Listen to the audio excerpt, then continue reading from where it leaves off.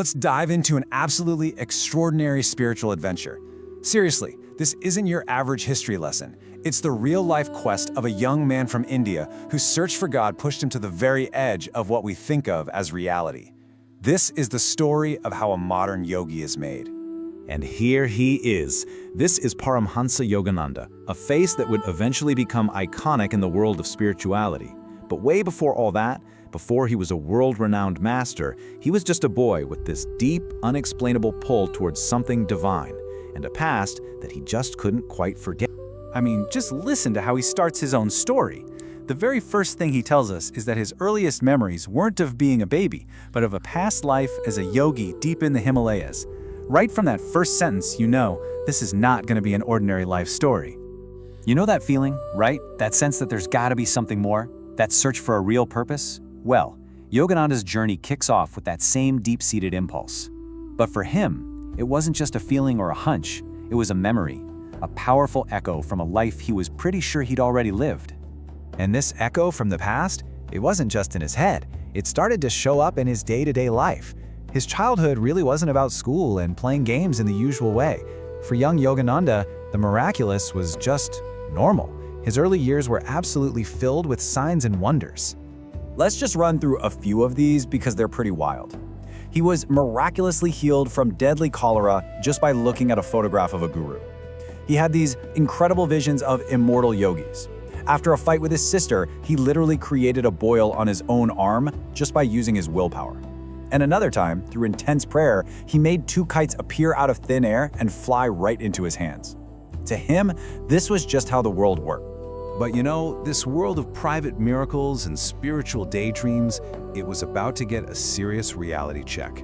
A truly profound loss was coming that would transform his quiet spiritual yearning into a desperate, unstoppable quest for real answers.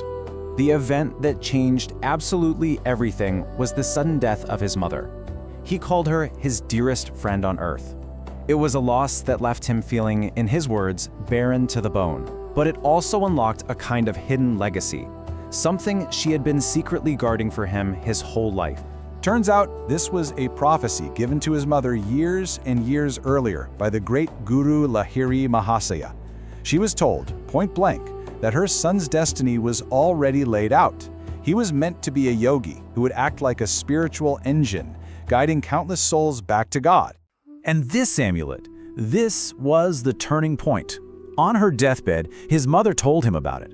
A sage had told her it would literally materialize in her hands, and that her job was to pass it on to her son the moment he was ready to begin his true search. This wasn't just jewelry, it was a physical link to his destiny. So with this amulet now in his possession, that desire to find God became an urgent fire. And what was his first instinct? Run away to the Himalayas, of course. As you can tell from this map, it was a pretty ambitious plan for a young kid, but he had one major obstacle. His older brother, Ananta, who was dead set on keeping him at home. And this is where the story gets almost funny.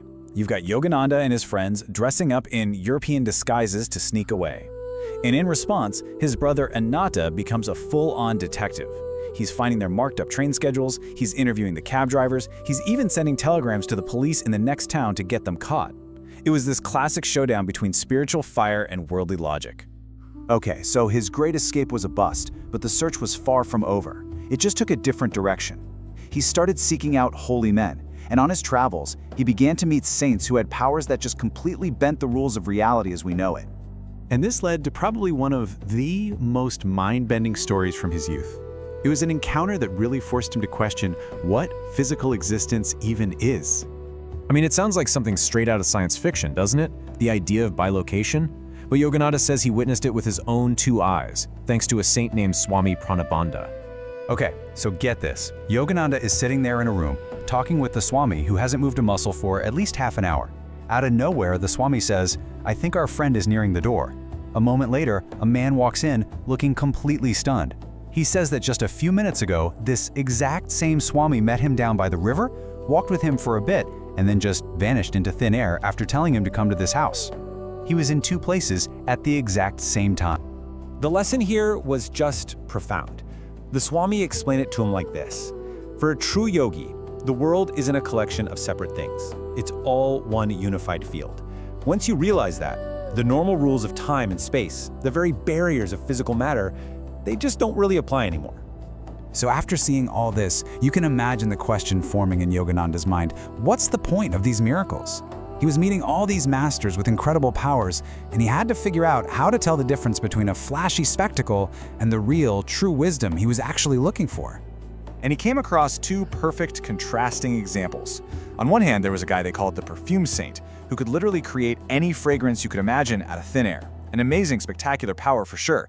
But then, on the other hand, there was the Tiger Swami, a man who had transformed his once weak body into one strong enough to fight actual tigers, barehanded, using only the power of his mind.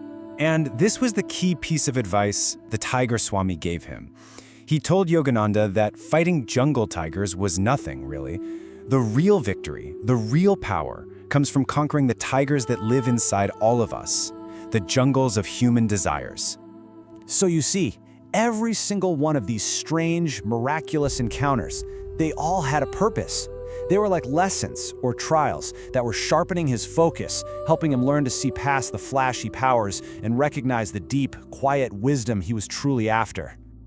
All of these early adventures, the visions, the failed escape, meeting all these miracle workers, they weren't the end of his search, not even close. They were the preparation. They were the path to the real path. And this is where it was all heading. Every single lesson, every disappointment, and every moment of wonder was getting him ready for the moment he would finally meet his true guru, Sri Yukteswar, who you can see right here in the center. Now, that's a whole other story, but it was the fulfillment of the search that had defined his entire young life. Which really leaves us with one final thought. After hearing all of this, what do you think the true purpose of a miracle really is? Is it just about breaking the laws of nature for a good show? Or is it maybe to give us a little glimpse of a much deeper reality, one that's lying just beyond what our five senses can perceive?